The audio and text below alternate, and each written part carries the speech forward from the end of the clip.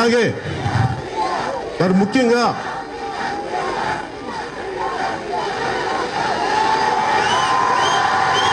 ఏంటది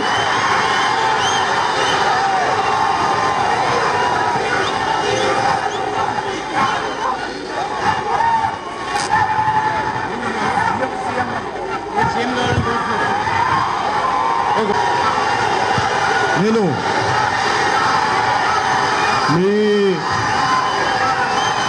ఉత్సాహాన్ని నేను అర్థం చేసుకోగలను, కానీ నేను ఈ సందర్భంగా నేను మీకు చెప్పదలుచుకుంది ఏంటంటే, నేను రాజకీయాల్లోకి అధికారం ఆశించి రాలేదు.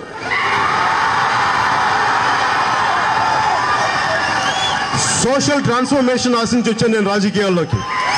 ఎవరికైతే కష్టాలు ఉన్నాయో, ఎవరికైతే సమస్యల వలయంలో చిక్కుకున్నారో, ఎవరికైతే ప్రభుత్వాలు అండగా లేవో వారికి అండగా నిలబడటానికి నేను వచ్చాను. అందుకే జనసేన పార్టీ పెట్టాను.